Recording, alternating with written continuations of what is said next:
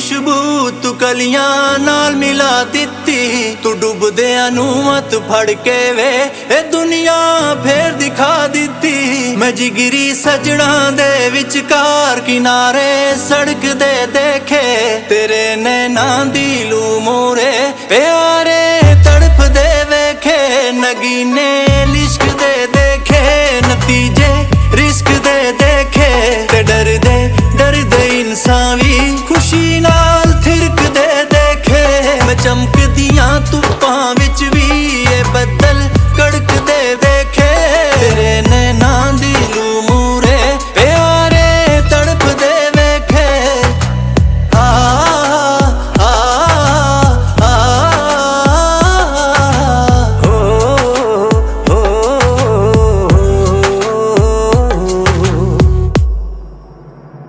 मिट्टी दे बंदे एक दिन वे खुदा नू छू भी सकदे ने। मेरा एहसास है पूरा करिश्मे हो भी सकदे ने। जो पत्थर बन के बैठियां सी सूरतां गौण लगियां ने। मैं पहला सुनिया नहीं सी जो हिदायतां आउण लगियां ने। पहाड़ां दे विच दूर किते जिवें टल खड़क दे देखे, नैना दी लू मोरे प्यारे तड़प दे वेखे। नगीने लिश्क दे देखे, नतीजे रिस्क दे देखे, ते डर दे इंसान भी खुशी नाल थिरक दे देखे। मैं चमकदियां धुप्पां विच भी ये बदल कड़क दे देखे, तेरे नैना दी लू मूरे प्यारे तड़प दे वेखे।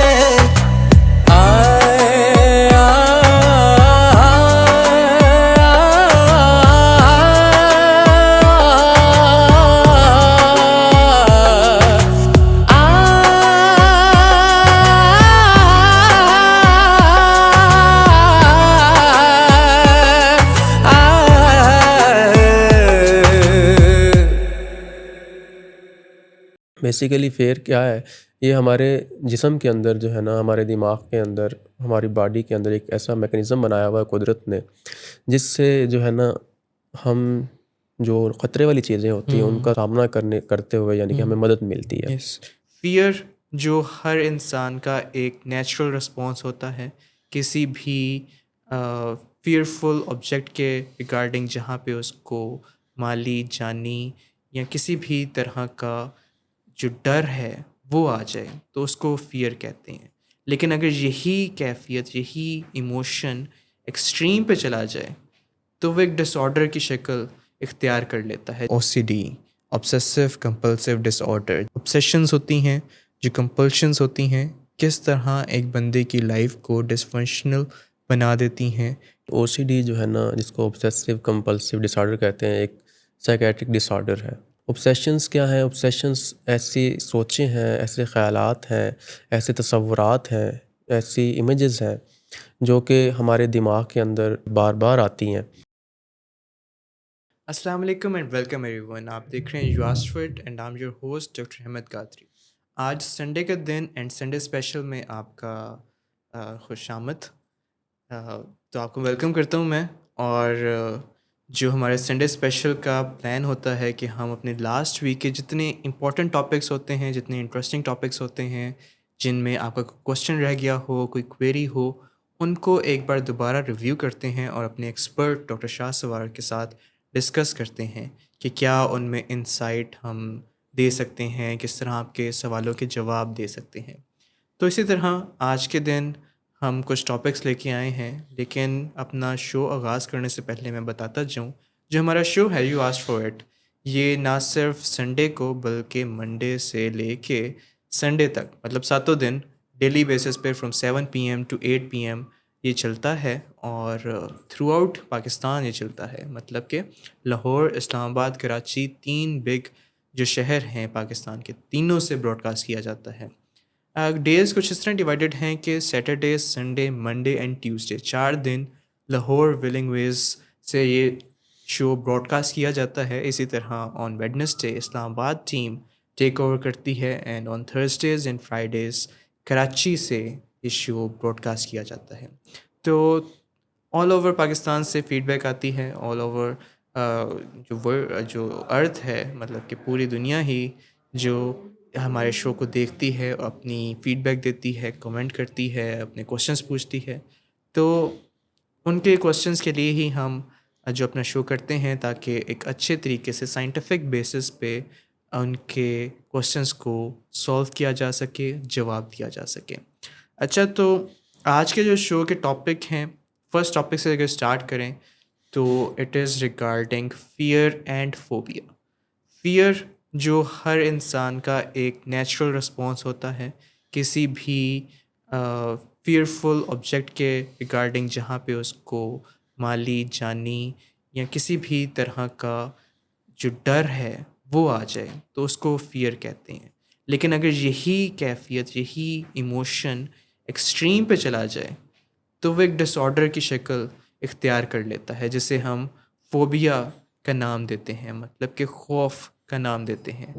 तो इनमें क्या डिफरेंसेस हैं, इसके पीछे क्या ब्रेन के अंदर केमिकल चेंजेस हो रहे होते हैं, इसकी क्या मुख्तलिफ टाइप्स हैं, और सबसे ज़रूरी इसके लिए फिर करने की क्या ज़रूरत पड़ती है, ये सब कुछ बातें doctor Sadaqat with doctor Hammad and miss Shamaila discuss कर रहे हैं। हम ये क्लिप देखते हैं और जो क्वेश्चंस हैं विद डॉक्टर शाह सवार वो आफ्टर द क्लिप करते हैं जी। कुछ लोग ऐसे होते हैं जो कि डर या किसी खौफ का शिकार होते हैं। अब ये डर खौफ दोनों अल्फाज आगे पीछे अक्सर इस्तेमाल होते हैं। कहीं पे डर होना हो तो वहाँ पे खौफ इस्तेमाल होता है, कहीं पे खौफ होना हो वहाँ पे डर इस्तेमाल होता है।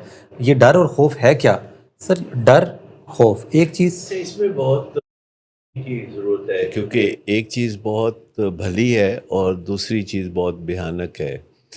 डर जो है वो हमारा दोस्त होता है और ये हकीकी चीज़ है जहाँ मोहतात रहने की ज़रूरत होती है। तो हमारे दिमाग में ये एक मरकज़ होता है जहाँ हम असेस कर सकते हैं कि ये नफ़ा वाली चीज़ है कि नुकसान वाली चीज़ है, या इससे हमें कोई फ़ौरी तकलीफ़ तो नहीं पहुँचने वाली और फ़ौरी कोई कदम उठाने की ज़रूरत तो नहीं। तो ये डर है। खौफ एक मसनूई डर है। अब उसे डर तो कहना नहीं चाहिए, लेकिन कैफियत वही आम बंदा समझ सकता है कि जिसमें डरने की ज़रूरत नहीं है पर वो डरता है।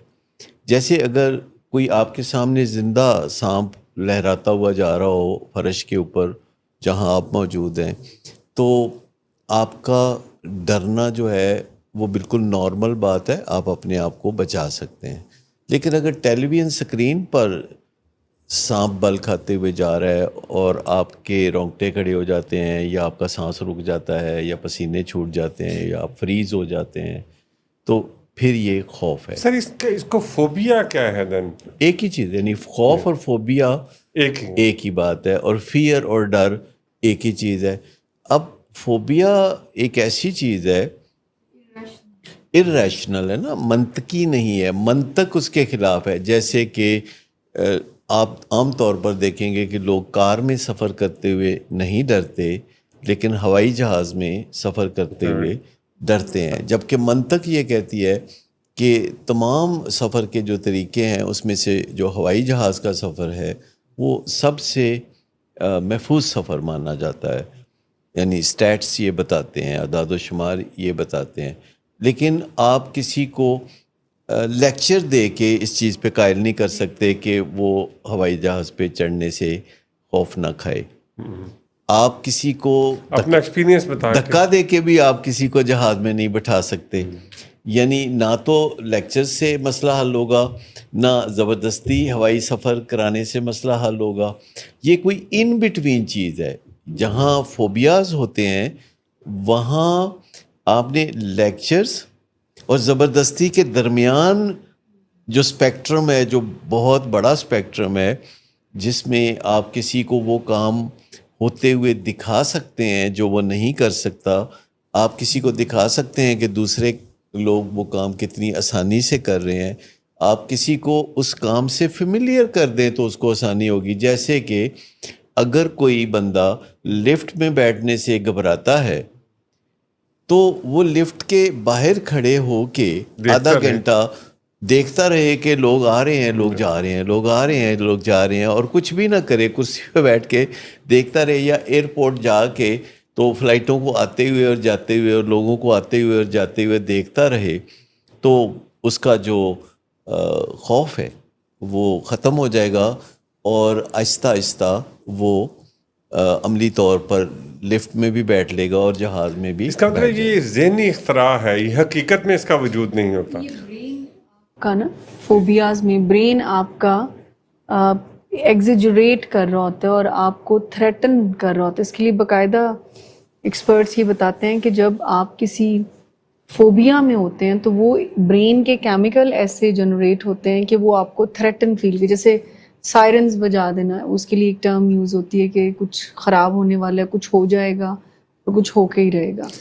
और एक्सपोजर जो है, जैसे भी सर कह रहे थे ना कि फोबियाज का एंटीडॉट ही एक्सपोजर। और क्या ज़रूरी है अच्छा, कि कोई इसमें experience- जो खौफ है ये उभरता है नीचे से, यानी एनिमल ब्रेन से, लिम्बिक सिस्टम से, दिमाग का जो हिस्सा है, और जो डर है वो उभरता है आपके माइंड से, जो Frontal frontal pre frontal cortex है, जहाँ सोच विचार पाई जाती है, जहाँ फहम व फरासत पाई जाती है। तो वहाँ वो केमिकल्स के ज़ेरे असर खौफ नहीं उभरता, बल्कि आपके जो सॉफ्टवेयर्स हैं, जो थॉट प्रोसेसेस हैं, उनके तहत जो है वो डर सामने आता है और आप उसको इवेल्युएट करते हैं और उसके मुताबिक अपना एक्शन डिज़ाइन करते हैं। जबकि खौफ जो है वो एनिमल ब्रेन से आता है और आप और उसे आपको इवेल्युएट नहीं कर सकते, वो ओवरवेल्म करता है, वो आपको फ्रीज कर देता है। वो ओवरवेल्म कर देता है। तो उसमें 3 रिएक्शंस हो सकते हैं कि एक तो आप लड़ेंगे, अच्छा, दूसरा ये है कि आप भागेंगे, और तीसरा कि आप जमूद तारी हो जाएगा, आप पे रुक जाएंगे आप। यानी तीनों तरीके जो हैं ये एनिमल्स के अंदर बकसरत पाए जाते हैं, और इंसानों का जो तरीका है वो इन तीनों से हट के होगा हमेशा, या होना चाहिए, यूँ कह लीजिए कि वो सोच विचार कर सकते हैं, बातचीत कर सकते हैं, कोई हल निकाल सकते हैं, और इंसान हमेशा से हल निकालता रहा है, इसीलिए उसके हालात दूसरे जानदारों से बहुत बेहतर हैं। कि किसी इंसान के एक्सपीरियंस में कुछ बुरा हुआ हो तो तब वो खौफ बनेगा, या खौफ वैसे भी आ सकता है?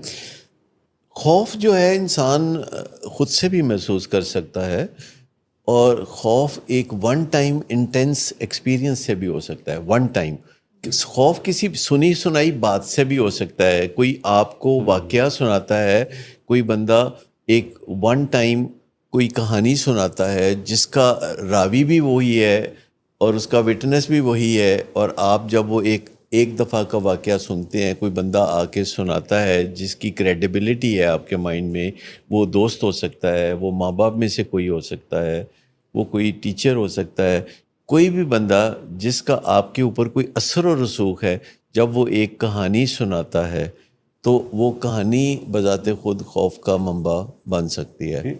ये सर मैंने अभी रिसेंटली एक्सपीरियंस किया कि मैं अमेरिका गया था, शिकागो जो उनकी लेक है उसके किनारे फिरे, तो मेरा दोस्त एक साथ था मेरे, तो मैं बड़ी आसानी से वो लेक के करीब जाके तस्वीरें खिंचवा रहा था। वो he was you know frightened to see that, और मैं उसको ज़बरदस्ती उसके करीब करने लगी, यार तस्वीर लेने, लेकिन he was not ready to do it. I could see the fear in his eyes. और फिर मैंने कई दफ़ा उसको काफ़ी करीब जाके फिर अपने साथ खड़े करके तस्वीर खींची, तो आहिस्ता आहिस्ता थोड़ा उसमें फ़र्क पड़ा। देखिए, कई छोटे छोटे स्टेप्स होते हैं। जब भी किसी को खौफ होता है, तो जैसे मिसाल के तौर पर किसी को खौफ है कि वो एक बहुत मसरूफ़ सड़क को क्रॉस नहीं कर सकता, उसको उसके ख़्याल से भी पसीने छूट जाते हैं, तो आप उसे मजबूर करके खींच के उसी सड़क को पार कराने की कोशिश नहीं करेंगे। आप उसको पहले कोई ऐसी सड़क पार कराने की कोशिश करेंगे जहाँ कोई ट्रैफिक ही नहीं होती, और फिर उसके बाद दर्जा बदर्जा आप 1 to 10 के स्केल पे 10 मुख्तलिफ सड़कें आप चुन लेते हैं, और उसको एक ग्रेजुअल प्रोसेस के तहत पहले उस सड़क से गुजारते हैं जहाँ कोई ट्रैफिक नहीं, और फिर जहाँ उक्का दुक्का कोई मोटरसाइकिल आती है, फिर वो सड़क जहाँ कुछ ट्रैफिक है, तो करते करते आप उसको उस मसरूफ़ सड़क पर से भी क्रॉस करने में मदद दे सकते हैं। इसी तरीके से जैसे ये स्नेक हैंडलिंग है, जो हम कभी कभी ये फंक्शन करते हैं, सेमिनार्स करते हैं, जिसमें स्नेक हैंडलिंग की मदद से हम लोगों के खौफ दूर करते हैं। तो लोग एक 3-4 घंटे के अंदर अंदर सारी मंजिलें तय कर लेते हैं कि पहले वो स्नेक को शीशे के बाहर से देखते हैं, जिस कमरे में स्नेक होते हैं उसको उस कमरे में शीशे के बाहर से देखते हैं, फिर वो शीशे के अंदर दरवाजे से आ जाते हैं, फिर वापस चले जाते हैं, फिर आते हैं तो फिर जहाँ शीशे के छोटे केजेस में सांप होते हैं तो उसको देखते हैं, फिर उसका वो ढक्कन खोल के देखते हैं, फिर वो उसको हाथ लगा के देखते हैं, वो भी दुम वाली जगह पे, और 3 घंटे के अंदर अंदर वो ये उन्होंने सुन के ही जो है ना थोड़ी सी तो 3 क्योंकि वो सांप होते हैं जिनका जहर निकला होता है, जिनके साथ हम ये करते हैं और लोगों लेकिन को सर, पता होता है। सांप का एक्चुअली कुछ चीजें ऐसी हैं, सांप एक सिंबल है उसका कि वो लगता है जैसे सांप हमेशा जो है वो फेटल होगा, you know, fatality and snake is synonymous. तो हमारे दिमाग ने ये बात सीख ली हुई है। लेकिन ये तरीक़ाकार जो था डॉक्टर एल्बर्ट बेंडोरा, जो पिछले 100 साल में दुनिया के 4 बड़े साइकियाट्रिस्ट में से एक थे और 2021 में उनका इंतकाल हुआ। वो स्टैनफोर्ड यूनिवर्सिटी में 57 इयर्स पढ़ाते रहे, प्रोफेसर एमराइटस थे, और उन्होंने कुछ बहुत ही शानदार काम किए थे। उनमें से एक काम ये था कि लोगों के फोबियाज़ कैसे दूर किए जाएं, और उसमें उनकी टेक्निक थी कि वो लोगों को 3 घंटे के अंदर अंदर जिनको सांप का शदीद खौफ होता था तो उनको इस काबिल कर देते थे कि वो खौफ दूर हो जाए और सांप को वो अपने गले में या गोद में बिठा सकें। इसका नतीजा ये होता था कि जो उनका खौफ का जो सेंटर है वो डिसेंसिटाइज हो जाता है, तो फिर उनको अगर फ्लाइंग का फोबिया है तो वो भी ख़त्म, अगर किसी खातून को कॉकरोच का फोबिया है या छिपकली का फोबिया है तो वो भी ख़त्म। तो ये 3 घंटे में वो ये काम किया करते थे। हम लोगों ने 2005 से 2011 तक इसको जुमे के जुमे हम करते थे और 3 फ्राइडेज़ पे जो कोई आता था तो वो कामयाबी से ये खौफ दूर कर लेता था। फिर 2017-18 में हमने इसको 1 टाइम सेटिंग में करना शुरू किया और अब हम फिर शुरू करने वाले हैं कि किसी को भी किसी चीज़ का खौफ है, इर्रेशनल फियर है, तो उसका जो दिमाग है उसमें जो फोबिया का हिस्सा है, जहाँ फोबिया पलते हैं, उसको डिसेंसिटाइजेशन करने के और लिए। एक ही चीज पे अमल करके पूरे हर चीज के लिए फोबिया खत्म हो जाएगा। लेकिन इंसान बड़ा दिलचस्प है। मैं आपको बताऊं कि अगर कोई कराहत वाले काम करता हो तो उसको फोबियाज होते ही नहीं। समझने वाली बात कि एक्चुअली में तो ये कराहत वाले काम करने से फोबियाज जो हैं वो आपने देखे कि घरों में जब कोई छिपकली या कॉकरोच को निपटने का मसला होता है तो किसको आवाज़ दी जाती है? घर के जो मेड है, जो मुलाजिम है, और जो घरेलू ख़वातीन हैं या मुलाजिम होते हैं उनको कोई फ़र्क नहीं पड़ता, कोई छिपकली है, कोई सांप है, कोई कीड़ा मकोड़ा है, वो जूती पकड़ते हैं, ठा करके मारते हैं, उसको ख़त्म कर देते हैं। लेकिन घर की बेगमात, घर के साहब जो हैं, उनको अगर छिपकली नज़र आ जाए तो अगले कई घंटे उनकी तबीयत मुकद्दर रहती है। तो आप यूँ समझ लें कि जैसे जंगल के ज़माने में इंसान की काफ़ी वर्जिश हो जाती थी और उसको खुराक ढूंढते ढूंढते ही थकावट हो जाती थी, तो जब ये ज़माना बदला, महज़ब ज़माना आया, तो लोगों ने जिम जाना शुरू किया, क्योंकि सारा दिन तो उनको कोई थकावट ही नहीं होती, तो उन्होंने जिम ईजाद कर लिया। तो अब दुनिया के कुछ ममालिक में जिम के साथ ही एक एरिया होता है जहाँ वर्जिश करने के लिए जो लोग आते हैं वो कुछ कराहत वाले काम भी रिचुअल के तौर पर करके चले जाते हैं, जिससे कि उनकी ज़िंदगी में फ़ोबियाज़ नहीं होते, जो कि एक बहुत बड़ी नेमत है, क्योंकि एक फ़ोबिया जो है इंसान को बहुत हैंडीकैप्ड कर देता है। और ये बड़ी कॉमन सी चीज़ है, जिसमें से सबसे कॉमन फ़ोबिया जो है वो फ्यूचर का है, यानी मुस्तकबिल में क्या होगा इसका खौफ, कहीं ऐसा ना हो जाए इसका खौफ और कहीं वैसा ना हो जाए इसको अंदेशा है दूर दराज, अंदेशा है दूर दराज का, उन चीज़ों का खौफ जिनकी कोई ख़ास पॉसिबिलिटी नहीं होती, जो आपने देखी नहीं है। अब देखिए ना कि रोज़ाना 10 लाख फ़्लाइटें टेक ऑफ करती हैं सेफली, और सेफली लैंड भी करती हैं। और इनमें जो मुसाफिर सफ़र करते हैं उनमें से 90% के ज़हन में ये ख्याल ज़रूर आता है कि क्या आज जहाज़ गिरेगा या नहीं गिरेगा। लेकिन मोटरसाइकिल पे घर से निकलते हुए जिसमें बड़े ख़तरात हैं, या कार पे ट्रैफिक में कार को स्टीयर करते हुए लोगों के ज़हन में आमतौर पर ज़्यादातर लोगों के ज़हन में ये नहीं आता कि ये हादसा होगा। सीढ़ियाँ उतरते हुए काफ़ी ख़तरा होता है कि गिर के चोट लग के जान जा सकती है, लेकिन सीढ़ियाँ उतरते हुए लोगों को नहीं होता। तो ये जो गैर मंतकी खौफ होते हैं, इनका तदारक ज़रूरी है, क्योंकि ये हमारी बहुत सारी एनर्जी खा जाते हैं। अनकॉन्शियसली लोग चीज़ों को अवॉइड करना शुरू कर देते हैं। बाज़ लोगों को तो एक फ़ोबिया होता है, तो फिर दूसरा, फिर तीसरा। बात लोगों को बातचीत करने का फ़ोबिया होता है, वो किसी से बात नहीं कर सकते, किसी से रास्ता नहीं पूछ सकते। बाद लोग स्टेज पे बात नहीं कर सकते, और लोगों के कैरियर्स जो हैं वो डिस्टर्ब हो जाते हैं इन्हीं खौफों की वजह से, जिनको आसानी से दूर किया जा सकता है, लेकिन लोग इनके साथ गुजारा करने की पॉलिसी पे चल निकलते हैं अवॉइडेंस के साथ। इसको क्लस्ट्रोफोबिक होना कहते हैं, या ये सोशल फोबिया मैंने देखा है कि बहुत ज़्यादा लोगों से मिलने का लोगों को बहुत खौफ होता है, और दिमाग एक जो एनिमल ब्रेन का ओवर एक्टिव होना है इस पर्टिकुलर प्रॉब्लम में, तो वो एक ऐसी स्टोरी बना के पेश करता है कि ये हो जाएगा, ये हो जाएगा, ये हो जाएगा, जैसे स्टेज फोबिया में। तो अक्सर जब कभी हम बात कर रहे होते हैं किसी ऐसे पेशेंट से, तो वो उनका एंड ये होता है कि स्टेज पर मैं बेहोश हो जाऊंगा। जी।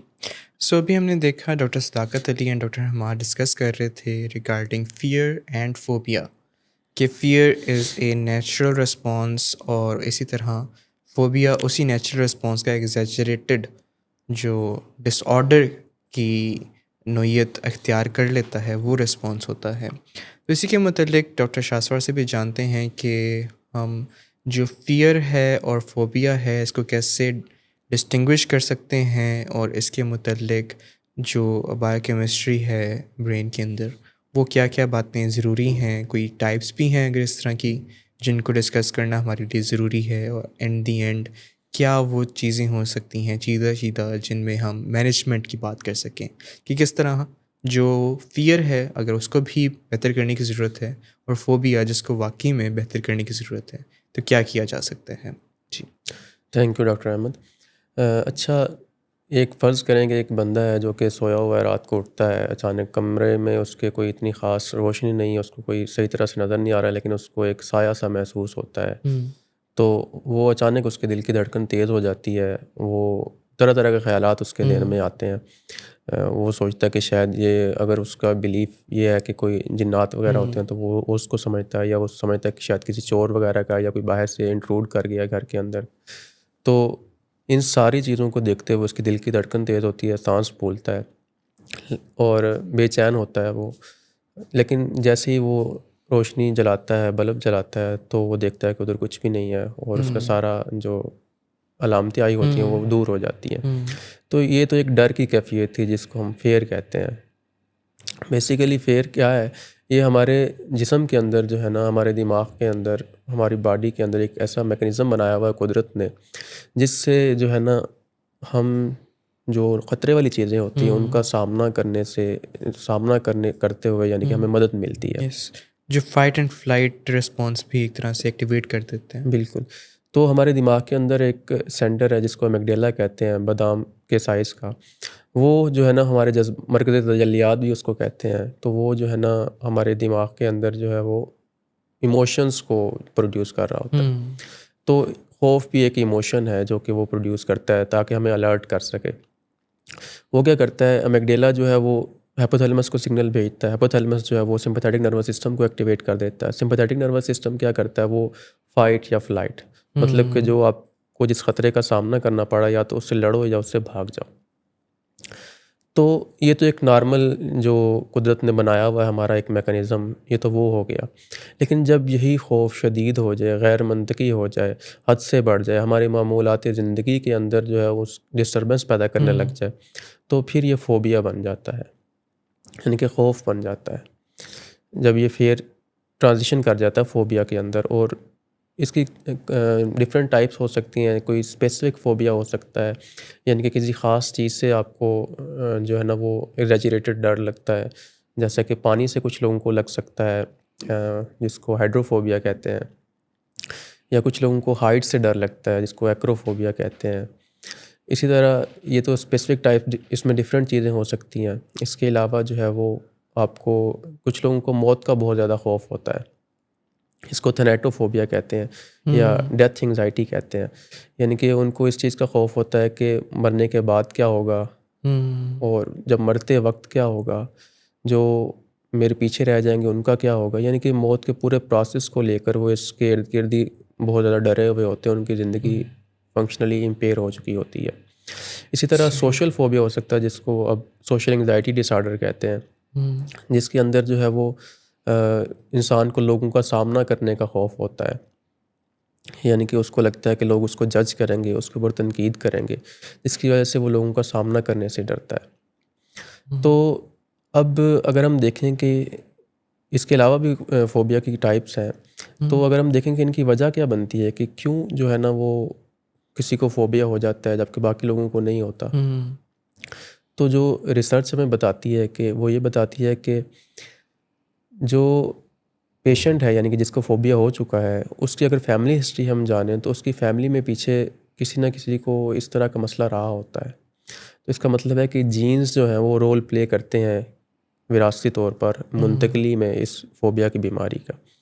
इसके अलावा कुछ साइकोलॉजिकल थ्योरीज़ भी हैं, जैसा कि अगर क्लासिकल कंडीशनिंग जो है वो कहती है कि अगर किसी को पहले बचपन में जो है वो कोई खौफनाक तजर्बा हुआ है, जैसे फॉर एग्जांपल किसी को कुत्ते ने काट लिया है, तो अब उसके अंदर अगर जीन्स हैं तो वो उसका फ़ोबिया डेवलप होने के चांसेस ज़्यादा हो जाएंगे।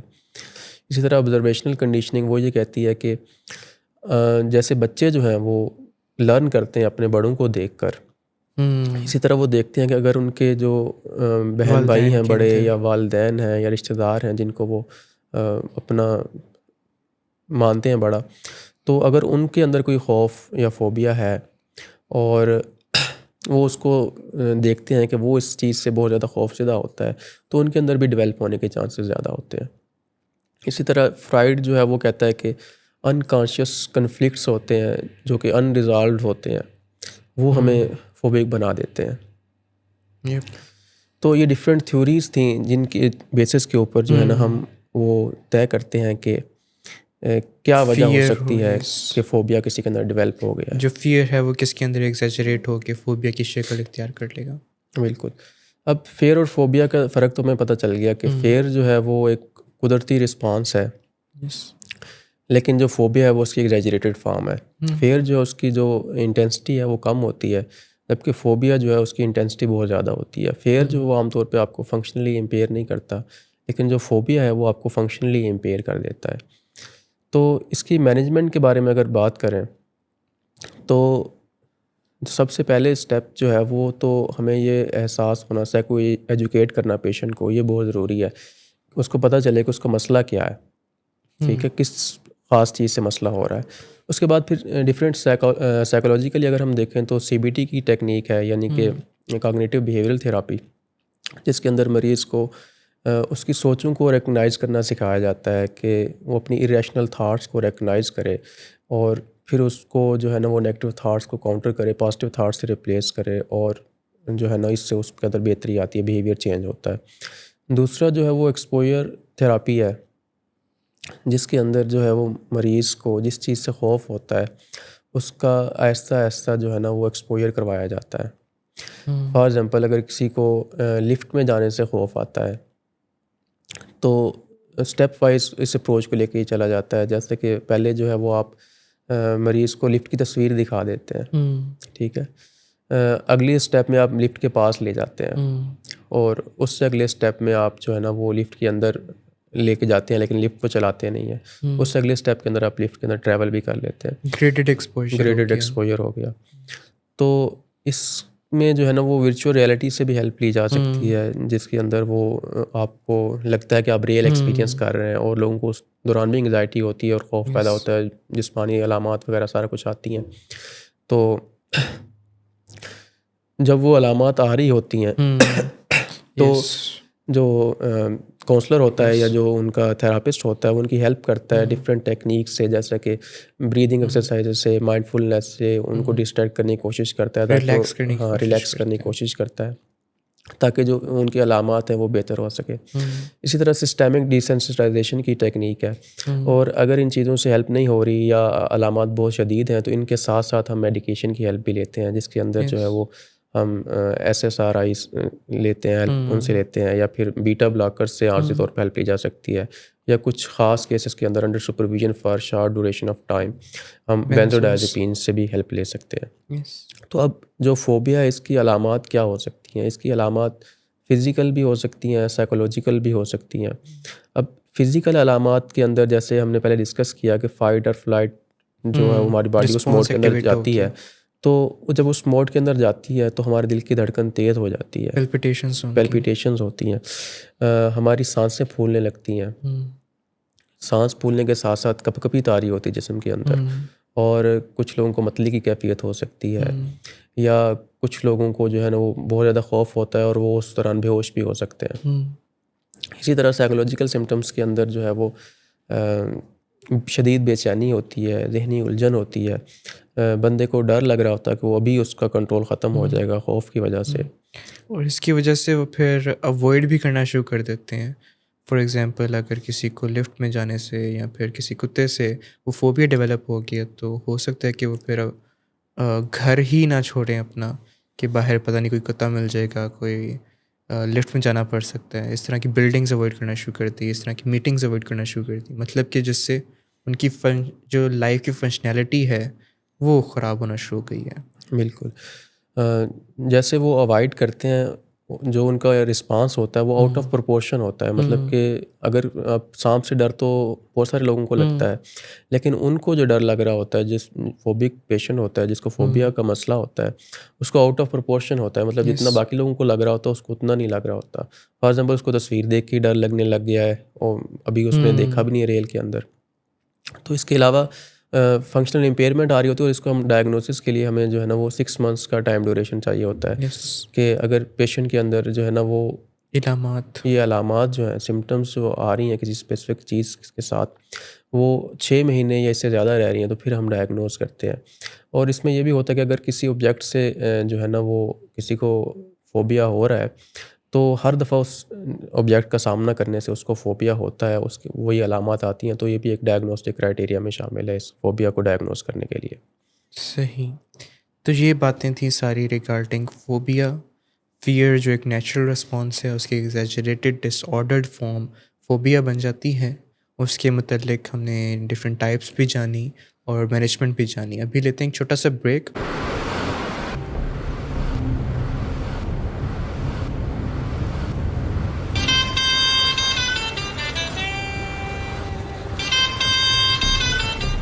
अच्छा, तो अभी तक तुम्हारा इस चीप लड़की के साथ चक्कर चल रहा है? तुम कौन होती हो मुझे पूछने वाली? ओके, और तुम इन घटिया लड़कियों के साथ गुलछर्रे उड़ाते फिरो तो मैं चुप बैठूं?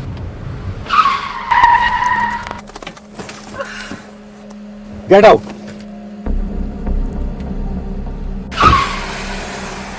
शराब नोशी की वजह किरदार की खराबी नहीं, मूड की खराबी है। शराब नोशी कभी भी नशे की बीमारी में बदल सकती है। नशे की बीमारी हर स्टेज पर काबिले इलाज है। मदद हासिल कीजिए, क्योंकि वो ऐसा नहीं करेगा। विलिंग वेज से मदद हासिल कीजिए, कहीं से भी मदद हासिल कीजिए, लेकिन फौरी मदद हासिल कीजिए। जिस मुआवजे के इंतजार में आपने बहुत देर कर दी, अब वो दस्तक दे रहा है। मदद हासिल कीजिए, मदद हासिल कीजिए, मदद हासिल कीजिए।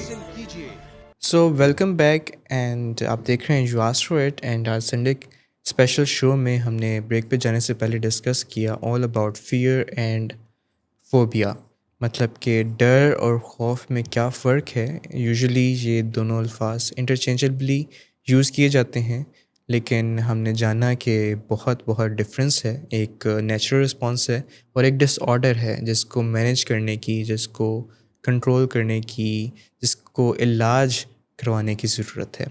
तो अब हम चलेंगे अपने नेक्स्ट टॉपिक पे, जो थोड़ा सा सिमिलर है but a world in its own, मतलब कि OCD, ऑब्सेसिव कंपल्सिव डिसऑर्डर, जो ऑब्सेशंस होती हैं, जो कंपल्शंस होती हैं, किस तरह एक बंदे की लाइफ को डिसफंक्शनल बना देती हैं, कहाँ पे जो ऑब्सेशंस हैं वो नॉर्मल फिजियोलॉजिकल बन सकती हैं कि वो आज आपकी लाइफ को डिसफंक्शनल नहीं बना रही, किसी ऑर्गेनाइजेशन किसी ऑर्गेनाइज्ड वे के अंदर आप लेके चल रहे हैं।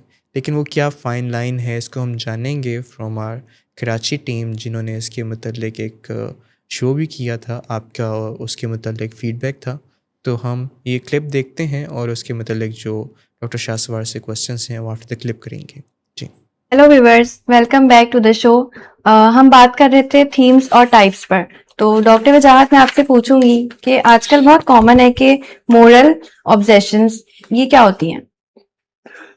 मिसाल के तौर पे अगर आपको ये लगता हो कि आपको किसी को नुकसान पहुंचाने का भी डर हो सकता है आपको, ठीक है ना, और उसके अलावा आपने सवाल क्या पूछ रहे थे, दोबारा से बताइएगा जरा। मोरल ऑब्सेशन या रिलीजियस ऑब्सेशन? मैं इस पे आता हूँ, चल ठीक है। मैं हमेशा थोड़ा सा इस पे बात करते हुए जरा ये होता है कि फर्ज करें अगर किसी को लगता हो कि मैं मुसलमान नहीं हूं, या इस्लामी पॉइंट ऑफ व्यू पे आपको कोई ऐसे ख्यालात आ रहे हो जो कि जिस तरह होता है ना कि गॉड फॉरबिड के मैं मतलब किस तरह मैं इनके अल्फाजों को लें कि अल्लाह नहीं है, नाउज़ुबिल्लाह, ठीक है ना, ये कुछ भी नहीं है, मजहब कुछ भी नहीं है, या ये नमाज पढ़ने का कोई फायदा नहीं है, तुम टाइम जाया कर रहे हो, तो नाउज़ुबिल्लाह अगर इस किस्म की आपको सवालात, आपके ख्यालात आते हैं तो हम कहते हैं कि ये भी इसमें आ रहे होते हैं जो मोरल ऑब्सेशंस होते हैं। ठीक है। तो कभी भी ऐसा कोई पेशेंट आपके पास आए जो कि ऐसी बात करे जो हमें मजहबी तौर पे पसंद ना आए, तो हम इसको इतना नहीं कि मारपीट करना शुरू कर दें। हम देख सकते हैं कि हो सकता है किसी बीमारी की वजह से भी इसको हो रहा हो। एग्जैक्टली, आपने बहुत अच्छी एक्सप्लेनेशन दी। अब हम चलेंगे कि क्या इसमें सेल्फ हार्म के थॉट्स भी आते हैं या दूसरों का हार्म करने के? बिल्कुल आते हैं। इसमें जिस तरह आपने देखा होगा डेलिब्रेटेड सेल्फ हार्म बॉर्डरलाइन पर्सनालिटी का एक ट्रेट होता है, ठीक है, लेकिन ओसीडी के अंदर भी ऐसे थॉट्स आते हैं कि बाज़ औक़ात अपने आप को चोट मार रहे होते हैं, और बाज़ औक़ात वो डिफरेंशियल डायग्नोसिस के तौर पे भी आ रहे होते हैं बॉर्डरलाइन के साथ। लेकिन यहाँ पे आपको जब आपको लगे कि कोई पेशेंट अपने आप को तकलीफ दे रहा है, अपने आप को चोट मार रहा है और उससे उसको वो थॉट से कंपल्जन हो रही है, तो आप उसको ओसीडी के और ट्रेट्स को भी पूछ सकते हैं कि वो और ऐसी मिलती जुलती कैफियत तो नहीं करता, क्योंकि बाज़ औक़ात यहाँ पे बॉर्डर लाइन जैसी चीजों को लोग मैच कर देते हैं। तो अगर सेल्फ हार्म आ रहा है और इसमें आपको सुकून मिलता है, तो ये भी एक क्लिनिकल फीचर है जो कि बड़ा टेक्निकली देखना पड़ता है बॉर्डर लाइन से अलग है या नहीं। ठीक है। अभी हमने बात की ओसीडी के बारे में, डॉक्टर वजाहत ने बहुत अच्छा इंट्रो दिया, हमें क्लैरिटी हुई। अब हम बात करेंगे कॉजेज क्या हो सकते हैं। इट इज इन्वायरमेंटल और genetic. There is no doubt about it कि जेनेटिकली तो है ही है, ठीक है, कि अगर कोई जीन में आपके शामिल है और पीछे से आपकी फैमिली टू फैमिली रश कर रहा है, तो मे बी आपके अंदर विदाउट एनी रीजन आप ये चीजें आ सकती हैं, ठीक है। और ये ट्रिगर हो सकती हैं बहुत ज्यादा अगर एनवायरनमेंट में कभी इशू आ रहा है। फर्स्ट करें किसी में जेनेटिकली कोई चीज है और वो प्रोएक्टिवली समझता है कि मेरे अंदर ये है क्योंकि मेरे फैमिली में भी था, तो वो अपने आप को प्रोएक्टिवली उन चीजों के ऊपर काबू कर सकता है। मिसाल के तौर पे कि मेरी फैमिली में डायबिटीज है और मुझे पता है कि मेरे फादर को भी है और मदर को भी, तो मैंने कोई 10-15 साल पहले अपने आप को इस तरीके से ढाल लिया कि जैसा कि एक डायबिटिक पेशेंट कर रहा होता है। सही। तो क्या हुआ, जेनेटिकली तो आप में था, लेकिन आपने एनवायरनमेंट और अपने लाइफस्टाइल की थ्रू उस चीज को हराया। तो इसमें भी ये चीज होती है, जेनेटिकली अगर आप में है तो you got to be careful about it. जहां भी आपको छोटा सा फीचर मिले आप फौरन उसको तो इसके प्रिकॉशन क्या हो सकते हैं? प्रिकॉशन ये है कि अगर कोई 16, 17 या 15 एज में आता है और आपको लगता है कि वो किसी एक चीज में बहुत ऑब्सेस्ड होता जा रहा है, बहुत ज्यादा किसी चीज में खपती होता जा रहा है, यहां तक कि पढ़ाई में भी अगर होता जा रहा है। और आजकल जो यंग एडल्ट्स हैं या यंग बच्चे हैं वो बहुत जिम की तरफ जा रहे हैं, उनका ऑब्सेशन है, तो इसका क्या रोल है? ये भी एक अभी जिम की किताबों में तो इतना नहीं आया, लेकिन ये मेरा अपना तजुर्बा जो हमारी टीम में हमने देखा है कि कुछ लड़के या कुछ लड़कियां जो जिम फ्रीक्स हैं, जो उन चीजों को भी इस्तेमाल करने में नहीं सोचती जो कि खतरनाक है, जैसे कि स्टेरॉइड्स हैं, या जरूरत से ज्यादा आप अपने आप को खपती के तौर पर जिम में जा रहे हैं और उनका दिन रात में लेना देना यही है कि every time they just think about diet and gym and मतलब एक ही पर्टिकुलर चीज, तो उनके अंदर ओसीडी के और ट्रेड्स भी देखे गए। मिसाल के तौर पर वो दूसरी तरफ परफेक्शनिज्म की तरफ भी जा रहे हैं, उनको बॉडी डिस्मॉर्फिया जो भी हम बात करेंगे वैसा भी हो सकता है, और बाज़ औक़ात वो लोग हाथ भी ज्यादा धो रहे होते हैं या उनको नापाकी पाकी का ख्याल होता है। तो कभी कभी मैंने 3-4 पेशेंट देखे जो कि ओसीडी के पेशेंट्स की सिम्टम्स थे, और वो जिम के ऐसे फ्रीक थे कि वो हर वक्त उनको ये थॉट्स आ रही होती थी कि मेरा ये मसल बन जाए, मैं ये बन जाऊं। तो इतना पर्टिकुलर और फ्रीक भी नहीं होना चाहिए, इससे आपके दिमाग को डेफिनेटली नुकसान हो सकता है। और कुछ लोग सोशल मीडिया पर फ्लेक्स करने के लिए या कूल बनने के लिए भी आजकल बहुत जिम फ्रीक बने हुए हैं कि हम अच्छे लगेंगे, कूल लगेंगे। ठीक है, तो आपको लगता है कि ब्रेन केमिस्ट्री भी कोई इसमें रोल प्ले करती है ओसीडी होने में? और इसका ऑनसेट भी बताएं please. Being doctor, MBBS doctor, अगर मैं आपको इस तरह बताऊं कि ये सिर्फ ऐसा नहीं है कि किसी ने आपको बुरा भला कहा या एनवायरनमेंट में कोई ब्रेकअप हो गया या कोई मेकअप हो गया तो आपको ओसीडी हो गई, ये एक कॉज हो सकता है। लेकिन मैं आपको बायोलॉजिकली बताऊं, जो हमारी ऑक्सफोर्ड की बुक्स में है कि कॉर्डेट न्यूक्लियस एक जगह होती है ब्रेन के अंदर जहां पे डिस्टर्बेंस की वजह से ओसीडी के एलिमेंट्स नजर आते हैं। साथ साथ सेरोटोनर्जिक जो एक पाथवे है जिसके थ्रू हमें सेरोटोनिन मिल रहा होता है, उसकी डिस्टर्बेंस की वजह से सेरोटोनिन लेवल कम होता है जहां से ओसीडी भी हो रही होती है, हो सकती है। तो एक डोपामिनर्जिक पाथवे की डिस्टर्बेंस है जो कि ब्रेन के अंदर प्रॉपर केमिस्ट्री है, और दूसरा ये है कि हमारे कॉर्डेट न्यूक्लियस का जो इश्यूज होते हैं उसकी वजह से ओसीडी हो सकती है। तो अगर ये दोनों चीजें डिस्टर्ब हो रही हैं तो जरूरी नहीं है कि आपको कोई और वजह से ओसीडी हो रही हो ना हो रही हो। बाज़ औक़ात आपके इंटरनल इशू की वजह से आपको हो रही है तो आपको इस चीज को रूल आउट करना पड़ेगा। सही। Moving forward to the next question, अगर जिन लोगों को तो इसी तरह ओसीडी के पेशेंट्स होते हैं, मिसाल के तौर पे कि एक पार्टनर है और वो अपने पार्टनर को टच भी नहीं करने देता कि तुम मेरा छुओगे तो मैं गंदा हो जाऊंगा, तो कितना बड़ा ट्रॉमा है ये, कितना बड़ा इशू आगे जाके। इसी तरह अगर वो कहता है कि नहीं तुम इस प्लेट में खाना नहीं, तो कुछ अर्से से शायद ही अच्छा लगे, लेकिन आप सोचें कि ये अगर रोजाना उसके साथ हो रहा हो, या लड़का हो या लड़की, इससे कोई फर्क नहीं पड़ता, तो पार्टनर कितना ज्यादा परेशान होगा कि मैं करूं तो क्या करूं। तो ये चीजें होती हैं जो कि मैंने पेशेंट्स के मुंह से ही कहानियां सुनी है कि डॉक्टर साहब हमारे नोट को धो देता है, जो हमारे घर नोट करेंसी है उसको धो के सुखाता है। ऐसे भी आते हैं, ऐसे भी आते हैं। आप सोचें कि एक शख्स नोट को धो के सुखा के कहता है अब ये घर में आएंगे, तो आप पार्टनर का क्या हाल हो रहा होगा। यहां तक कि जो भी चीजें धोने की नहीं है उनको भी ये धो देते हैं। चले एक और बात करता हूं कि अगर कोई शख्स बहुत देर तक नहाता है, 2-2-2.5 घंटे तक, और सामने पार्टनर ने साथ जाना है या माँ ने जाना है या बाप ने जाना है या ऑफिस जाना है, तो जितने भी घर में उसके लोग रह रहे होंगे वो वैसे पेन में तो होंगे। फिर पानी का जाया करना, शैम्पूज का या बॉडी जेल्स का, ये सारी चीजें मिल मिला के अगर आप फाइनेंशियली देखें तो ये फैमिली पे बहुत बुरा असर पड़ रहा होता है। बिल्कुल। अब मैं ये पूछूंगी कि ओसीडी जिनको होता है तो उनकी क्या थोड़ी कंट्रोलिंग नेचर भी होती है, उनका कंट्रोलिंग बिहेवियर होता है कि वो चाहते हैं लोग उनके मुताबिक चलें, वो कंट्रोल करके चलें लोगों को? कंट्रोलिंग बिहेवियर रख नहीं पाते, लेकिन उनकी ख्वाहिश होती है, उनकी ख्वाहिश बहुत होती है कि मैं ये 4-5 चीजें हैं, ये मेरी रिचुअल्स के मुताबिक हैं, ये ऐसी होनी चाहिए, जब तक ये ऐसी रहेंगी तो मुझे सुकून मिलेगा, और उसके मुताबिक वो दूसरों को ढाल भी रहे होते हैं। लेकिन जाहिर सी बात है you can not control others. आप अपने आप पे तो कंट्रोल कर सकते हैं, लेकिन अब 4 लोग आपके पास हो तो आप उनको कंट्रोल नहीं कर सकते, और जब आप दूसरों को कंट्रोल करने जाते हैं तो फिर आपका दिमाग खराब होता है, आपको स्ट्रेस लेवल जो है आपका बढ़ता है। अब जैसे कि कोई आप किसी पेशेंट के रूम में वो कहता है कि मेरे रूम में आप चप्पलें पहन के ना आए, चलो जी समझ आता है। फर्ज करें कोई कहता है कि मेरे रूम में आप आए ही नहीं, और वहां पे 6 लोग रहते हो, तो वो कंट्रोल करना उसके लिए बहुत मुश्किल हो जाता है, क्योंकि हर बच्चा बड़ा उसको ऑबी नहीं करता, तो आगे जाके ये स्ट्रेस में आ रहे होते हैं। लेकिन कहीं ना कहीं वो बेचारे कंट्रोल इसलिए कर रहे होते हैं ताकि मेरी चीजें गंदी ना हो जाए या डिसऑर्गेनाइज ना हो जाए। एक हद तक तो ठीक है, इंसान को सफाई पसंद होना चाहिए। मैं खुद कभी कभी मुझे लगता है कि ऐसी ऑब्सेशन मेरे पास आती है कि मैं चीजों को अलाइन करता हूं, लेकिन फिर मैं ये जरूर देखता हूं कि कहीं डिसफंक्शनैलिटी तो नहीं है, ऑब्सेशन तो नहीं है, ऐसा तो नहीं है कि मैं सिर्फ इसी के बारे में सोच रहा हूं। तो फिर मुझे फील होता है नहीं, that's not OCD, that is what, मतलब this is all about my lifestyle. ठीक है, वैसे हमने पेशेंट की तो बात की, अगर हम आपकी बात करें, आपको लगता है कि आपके अंदर कोई ऑब्सेशन है? तो अच्छा, तो आप यहाँ पे फंसा रही हैं मुझे, ठीक?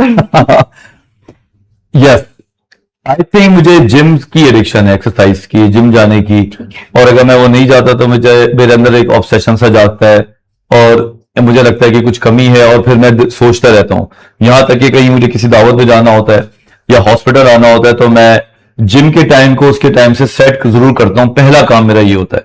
यहाँ पे कि किसी हॉलीडेज पे मैं जाता हूँ तो वहां पे भी मैं सबसे पहले पूछता हूँ होटल्स के अंदर जिम है, तो अमूमन होता ही है। तो ये ऑब्सेशन है, लेकिन इसका ग्रेटिफिकेशन से ताल्लुक है, एंडोर्फिन से, सेरोटोनिन से।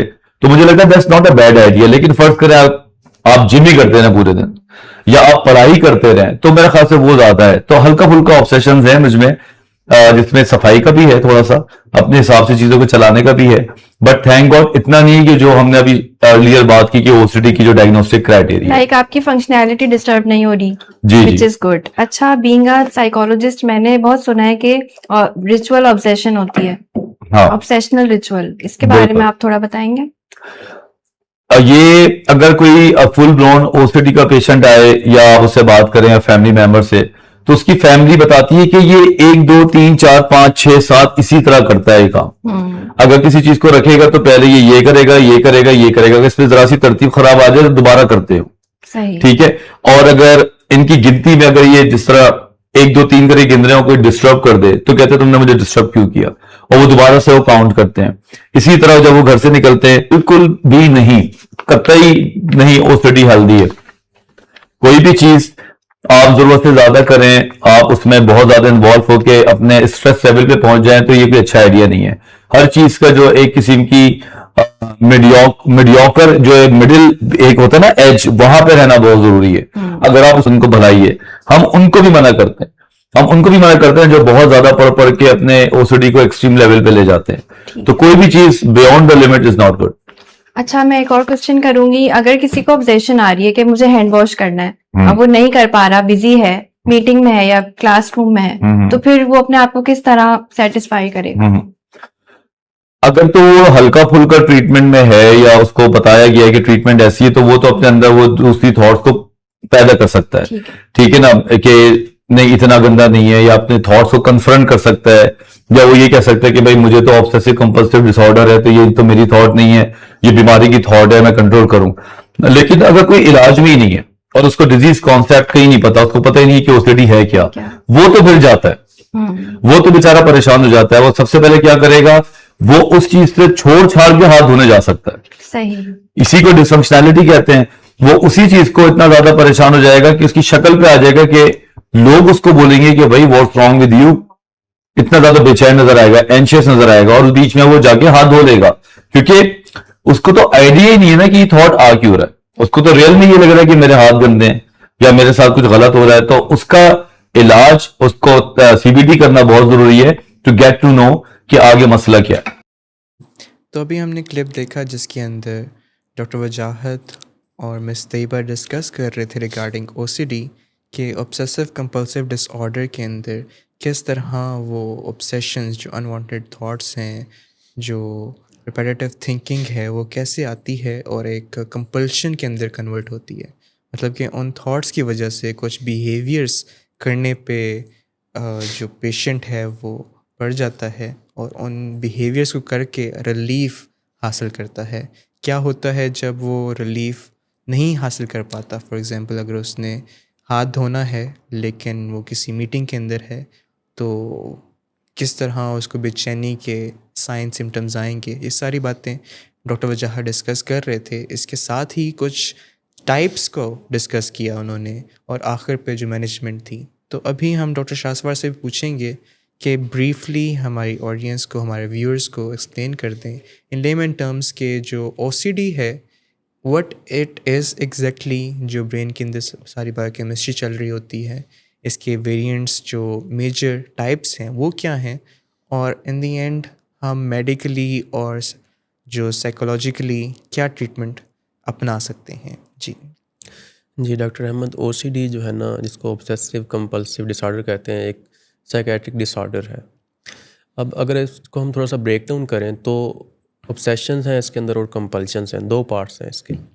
ऑब्सेशंस क्या हैं? ऑब्सेशंस ऐसी सोचें हैं, ऐसे ख़यालात हैं, ऐसे तसव्वुरात हैं, ऐसी इमेजेस हैं जो कि हमारे दिमाग के अंदर, जो पेशेंट सफ़र कर रहा होता है उसके दिमाग के अंदर बार बार आती हैं। वो ना चाहते हुए भी आती हैं, वो उनको रोकने की कोशिश करे तो भी आती हैं और उसको परेशान करती हैं। फॉर एग्ज़ाम्पल, किसी ने जो है वो दरवाज़े को हाथ लगाया तो उसको लगा कि उसका हाथ गंदा हो गया है, या किसी ने किसी से सलाम लिया और पर्सन ए को लगा कि उसका हाथ जो है वो गंदा हो गया है, या किसी को लग रहा है बिला वजह ही कि वो कोई गुनाह का काम कर रहा है। इस तरह की जो सोचें हैं जो उसको परेशान कर रही हैं वो बार बार जहन के अंदर आती हैं और उसको बेचैन करती हैं। अब कंपल्जन्स क्या हैं? दोनों इंटरलिंक्ड हैं, ऑब्सेशंस कंपल्जन्स, क्योंकि कंपल्जन्स ये हैं कि वो ऐसे रिचुअल्स हैं, ऐसे कोई काम है जो कि, या कोई मेंटल एक्ट्स हैं जो कि बंदा करता है तब जब वो ऑब्सेशंस को फेस कर रहा होता है, ताकि वो जो एंग्जाइटी हो रही है वो कम हो सके। फॉर एग्जांपल, अगर उसको लगा कि दरवाजे को हाथ लगाने से उसका हाथ गंदा होगा तो उसने हाथ धो लिया। इसी तरह अगर उसको लगा कि उसने किसी से हाथ मिलाया और उसका हाथ गंदा हो गया तो वो धो लिया। तो इस तरह की इनका इंटरलिंक्ड ऑब्सेशन और कंपल्जन्स होते हैं। तो अगर हम इसकी बात करें कि ओसीडी किसी को क्यों हो जाती है, अब इसके जो थीम्स हैं वो हम आगे जाके डिस्कस करेंगे, जिसके अंदर सिर्फ ये सफाई वाला थीम नहीं, इसके अंदर और भी काफ़ी सारी चीज़ें होती हैं। लेकिन अगर हम पहले डिस्कस कर लें कि ओसीडी जो एक दिमागी बीमारी है ये क्यों हो जाती है किसी को, तो इसके अंदर देखा गया ब्रेन स्कैन्स के अंदर जो फंक्शनल जो एमआरआईज हैं उसके अंदर देखा गया है कि दिमाग के कुछ हिस्सों के अंदर जो है ना वो एक्टिविटी बड़ी होती है, यानी कि वो हाइपर एक्टिव हुए होते हैं और ओसीडी को जो वो परपेचुएट कर रहे होते हैं। अब उन एरियाज़ के अंदर जो है वो एक सबसे जो मेन रिस्पॉन्सिबल एरिया वो ऑर्बिटोफ्रंटल कॉर्टेक्स है। इसके अलावा जो है वो कार्डियक न्यूक्लियस है, एंटीरियर सिंगुलेट कॉर्टेक्स है। इसके अलावा जो जीन्स हैं वो भी रिस्पॉन्सिबल हैं ओसीडी को परपेचुएट करने के लिए और ओसीडी की वजह बनने में, यानी कि अगर किसी की विरासत में ओसीडी की बीमारी है तो बच्चों के अंदर भी जो है ना वो ओसीडी होने के चांसेस बढ़ जाएंगे। इसी तरह अगर हम साइकोलॉजिकल एस्पेक्ट से देखें तो साइकोडायनामिक जो थ्योरी है वो ये एक्सप्लेन करती है कि वो ये सपोज करती है कि कुछ हमारे सप्रेस्ड इमोशंस होते हैं, ऐसे जज्बात जो दबा लिए गए होते हैं, तो वो फिर डिफरेंट शक्लों के अंदर ज़ाहिर होते हैं, उनमें से एक ओसीडी है। इसी तरह अगर हम फ्राइड की जो थ्योरी है उसके बारे में बात करें तो उसने कहा था कि ये जो बच्चा डेवलप हो रहा होता है, डेवलपमेंटल स्टेजेस होती हैं जो अर्ली चाइल्डहुड के अंदर, उसके अंदर एक स्टेज है जिसके अंदर अगर बंदा स्टक हो जाता है सफाई सुथराई वाली, तो उससे जो है ना वो ओसीडी जन्म लेती है। इसी तरह अगर हम सोशल फैक्टर्स की बात करें तो बचपन के दौरान जो है वो अगर वालिदैन की तरफ से ज़्यादा दबाव रहा है बच्चों के ऊपर, या मजहबी तौर पर या अखलाकी तौर पर बहुत ज़्यादा ओवर रिलीजियोसिटी थी या बहुत ज़्यादा दबाव था, तो उससे भी जो है ना वो ओसीडी जन्म ले सकती है। अब ओसीडी के अंदर जो थीम्स हैं, एक जो सबसे कॉमन थीम है वो सफाई वाला है, यानी कि मरीज़ को एहसास होता है कि वो उसको जरासीम लग गए हैं या उसको गंदगी हो गई है या कोई चीज़ उसके जिस्म को टच कर गई है, तो उसको लगता है कि ये उसको उलझन सी होने लग जाती है वहाँ पे, जब तक वो उसको कोई रिचुअल परफॉर्म नहीं कर लेता ताकि अपनी एंग्जाइटी रिड्यूस कर सके। इसमें इस तरह हो जाता है कि ख्याल आना, ये ऑब्सेशन आना कि जो मेरे हाथ हैं वो तब तक साफ़ नहीं होंगे, तब तक मैले रहेंगे जब तक मैं कोई 7 बार, कोई 9 बार, कोई 14 बार इसको धो ना लूँ। तो वो फिर इतनी बार धोता है फिर ही जाके उसको रिलीफ मिलता है। बिल्कुल। तो दूसरे जो थीम है इसके अंदर वो मजहबी तौर पर कुछ कंटेंट हो सकता है। फॉर एग्ज़ाम्पल जैसे कि अगर किसी को ये सोच आ रही है कि दुनिया के अंदर अगर कुछ काम हो रहा है तो वो मज़हब से अगर उसको लिंक कर लेते, इसके अंदर बेसिकली जो है ना वो मैजिकल थिंकिंग भी होती है ओसीडी के अंदर। मज़हब के अंदर अगर हम ख़ास तौर पे देखें तो कुछ लोगों को ऐसे ख़यालात आते हैं जो कि वो ख़ुद भी नहीं बता सकते, वो बहुत मुश्किल से आके बताते हैं डॉक्टर को कि मुझे ऐसी सोचें आ रही होती हैं। तो उनमें से अगर मैं थोड़ा सा शेयर करूं, पेशेंट्स जो हैं वो ये बताते हैं कि उनको जो है ना वो ब्लास्फेमस थाट्स आते हैं कि जो है ना वो ख़ुद भी नहीं चाह रहे होते कि ऐसी सोचें हैं, वो ज़बान से नहीं बता पा रहे होते, लेकिन जब बताते हैं तो बंदा समझ लेता है कि ये किस तरफ इशारा कर रहे हैं। तो ऐसी सोचें आ रही होती हैं और वो उसको फिर ओवरकम करने के लिए वो क्या करते हैं, वो ज़्यादा रिलीजियस हो जाते हैं, यानी नमाज़ें ज़्यादा पढ़ते हैं, तौबा इस्तिग़फ़ार करते हैं और हर वक्त इन्हीं सोचों के अंदर वो खोए हुए रहते हैं। तो इससे उनके अंदर फंक्शनल इम्पेयरमेंट हो रही होती है। तो ये रिलीजियस जो थीम है ओसीडी के अंदर ये वो होता है। फिर कुछ लोगों को जो है ना वो तरतीब से जो है ना वो ओसीडी होती है, तरतीब वाला थीम उनके अंदर ज़्यादा होता है, यानी कि चीज़ों को तरतीब से रखने का। इससे अगर उनके अंदर फंक्शनल इम्पेयरमेंट होती है तो इसको भी ओसीडी फिर हम डायग्नोज कर सकते हैं। इसी तरह कुछ लोगों को जो है ना वो जिनसी ख़यालात जो है ना उसके मुतल्लिक ओसीडी होती है, इस तरह की सेक्सुअल थॉट्स के मुतल्लिक। इसी तरह कुछ लोगों को चीज़ें जमा करने का और इस तरह की होर्डिंग टाइप जो है ना वो वाली ओसीडी होती है। तो अगर हम इसकी प्रेवलेंस की बात करें कि जो है ना वो कितने की प्रेवलेंट है ओसीडी, तो जो रिसेंट स्टडी है वो ये बताती है कि 12 मंथ्स के दौरान जो है वो 100 में से 1.2 लोगों को ओसीडी डायग्नोज हुई है। तो काफ़ी प्रेवलेंट है ये। काफ़ी ज़्यादा हो गया, मतलब ये तो काफ़ी ज़्यादा लोग सफ़र करते हैं। पाकिस्तान में जैसे ज़्यादातर अनडायग्नोज भी रहते हैं, अगर कोई घर पे इस तरह के ख्यालात शेयर भी करता है तो उनको अंडर द कारपेट करने की तरफ जाते हैं। एक तो स्टिग्मा की वजह से, दूसरा अनअवेयरनेस की वजह से भी। बिल्कुल। और इसके साथ साथ जो है ना ओसीडी के अंदर इंसाइट का भी कुछ रोल है। कुछ लोग इंसाइट को डिफरेंट ग्रेड्स के अंदर डिवाइड किया जा सकता है ओसीडी के अंदर। फॉर एग्जांपल अगर किसी को इंसाइट है, उसको पता है कि जो है ना मुझे मसला है ये और मेरी अनवांटेड थॉट्स जो उसको आ रही होती हैं वो उनको रिकग्नाइज करता है, तो हम उसको कहेंगे उसको गुड इंसाइट है। इसी तरह पुअर इंसाइट, उसको जो सोचें आती हैं उसको लगता है कि ये हो सकता है ठीक हूँ, हो सकता है गलत हूँ। इसी तरह अगर बिल्कुल ही इंसाइट नहीं है उसको वो सोचों को एक्सेप्ट कर लेता है। बिल्कुल। तो ओसीडी जो है ना ये स्किज़ोफ्रेनिया से भी काफ़ी ज़्यादा लिंक्ड है, क्योंकि इसके अंदर आप देखते हैं कि जो मैजिकल थिंकिंग है, जो एक तरह से डिसऑर्गेनाइज्ड थिंकिंग है, वो स्किज़ोफ्रेनिया के अंदर भी पाई जाती है। और उसी तरह के बंदा मेंटल एक्ट्स कर रहा होता है जो कि कंफ्यूज कर सकता है बंदा कि इसको ओसीडी है या इसको स्किज़ोफ्रेनिया का भी प्रोड्रोम चल रहा है या कुछ इस तरह की चीज़ें चल रही हैं। और ये कोएग्जिस्ट भी कर सकते हैं। हो सकता है किसी को स्किज़ोफ्रेनिया भी हो और ओसीडी भी हो। तो ओसीडी की अगर हम मैनेजमेंट की बात करें तो सबसे पहले तो जो है ना वो साइको एजुकेशन जो है ना वो बहुत ज़रूरी है। यानी कि मरीज़ को, उसकी फ़ैमिली को, उसके जानने वालों को जो है ना वो बताना कि उसको मसला क्या है, उसको एक्सप्लेन करना। तो इसके बाद जो है वो अगर हम पहले साइकोलॉजिकल हेल्प लेना चाहें तो उसके अंदर सीबीटी जो है वो बहुत हेल्पफुल है, यानी कि कॉग्निटिव बिहेवियरल थेरापी। इसके अंदर सोचों को रिस्ट्रक्चर किया जाता है और मरीज़ जो है वो नए सिरे से अपनी ज़िंदगी का आगाज़ करता है। इसी तरह जो सेकंड बेस्ट इसके साथ है वो ERP है, यानी कि exposure and response prevention. For example exposure and response prevention के अंदर अगर किसी को लगता है कि वो एक माइक को हाथ लगाएगा और उसका हाथ गंदा हो गया है और अब वो जाके हाथ धोएगा, तो जब वो थेरापिस्ट के साथ सेशन में होता है, ERP के सेशन में होता है, तो उसको जो है ना वो माइक को हाथ लगाता है, लेकिन उसको फिर रोका जाता है। जो एंग्जाइटी प्रोड्यूस हो रही होती है, जो बेचैनी और उलझन उसके अंदर आ रही होती है, उसको प्रोसेस करने दिया जाता है। उसको मरीज़ को जो है ना वो हैबिचुएट करने दिया जाता है और वो लर्न करता है कि over the period of time जब उसने वो रिचुअल परफॉर्म नहीं किया, यानी कि जाके हाथ नहीं धोया, तो उसकी एंग्जाइटी ऐसे ऐसा कम होती गई।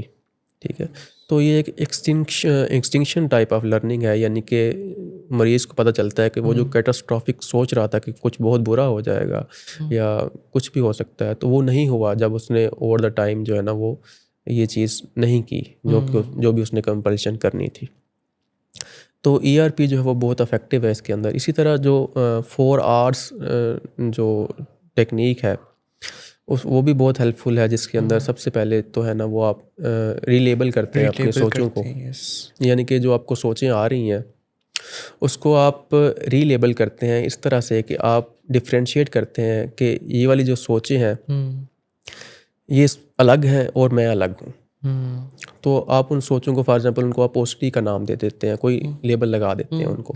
ठीक है, उसके बाद जो है ना वो आप रीलेबल करने के बाद उनको री एट्रीब्यूट करते हैं। लेबल कर दिया पहले आपने, फिर उसको एट्रीब्यूट कर दिया आपने, यानी कि कहाँ से रही ये सोच? मेरे दिमाग से आ रही हैं, मेरे ऑर्बिटोफ्रंटल कॉर्टेक्स से आ रही हैं, उसके अंदर ख़राबी हुई है, उसके अंदर ओवर एक्टिविटी हो रही है, उसकी वजह से मेरे ऊपर आ रही हैं।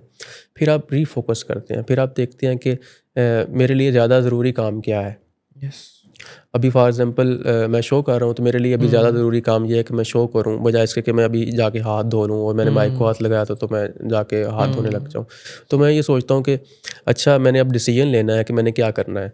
मेरे लिए ज़्यादा ज़रूरी है कि मैं अभी शो में पार्टिसिपेट करूँ और बाद में जाके जो है ना हाथ धो लूँ। अपने आप को दोबारा फोकस में ले आएगी। हाँ, तो मैं फिर वही काम करने लग जाता हूँ। ठीक है। उसके बाद जो है ना आपने जब शो फॉर एग्जाम्पल ख़त्म हो गया तो फिर मैं रीवैल्यू करूँगा इस चीज़ को कि क्या वाकई मुझे हाथ धोने की ज़रूरत है, क्या इसके ऊपर कोई जरासीम जो है ना वो जो नॉर्मल हर चीज़ पे होते हैं वही थे, या फिर जो है ना फॉर एग्जाम्पल कोई वूंड था किसी पेशेंट का, कोई ड्रेसिंग थी वो टच हो गई थी, या इस तरह कुछ मतलब वाकई सीरियस कोई मसला था। तो आप वो सोचों को रीवैल्यू करते हैं कि क्या वो सोचें इतनी काबिल हैं कि उनको मैं अपना वक्त दूँ, उनके ऊपर अपनी एनर्जी लगाऊँ। बिल्कुल।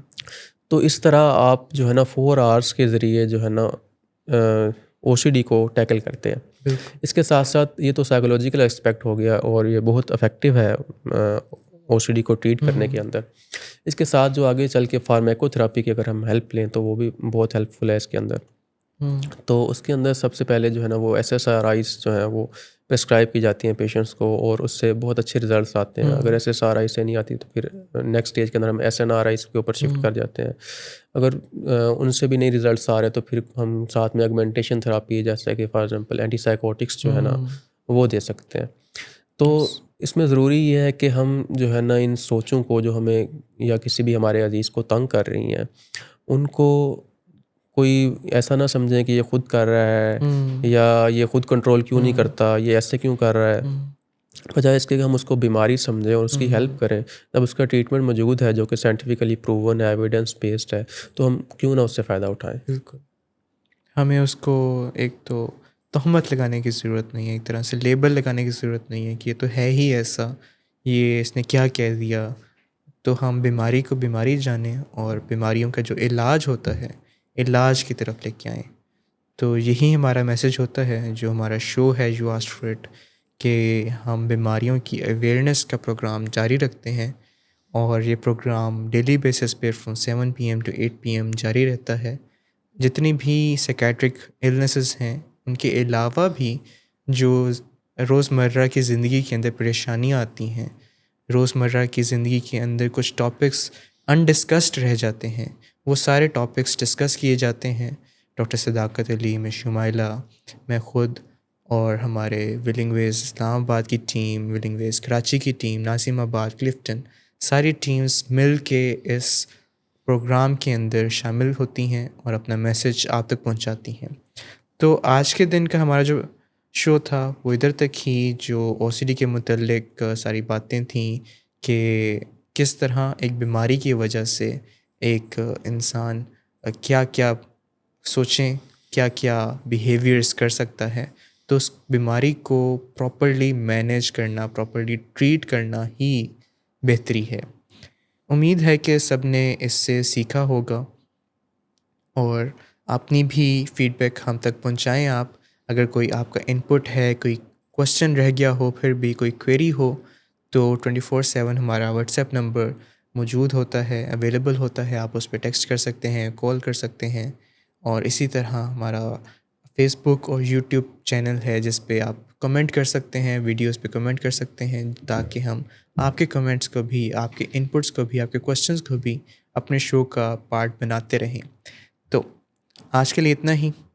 दोबारा मुलाकात होगी कल के दिन at the same time 7 PM and अल्लाह हाफ़िज़।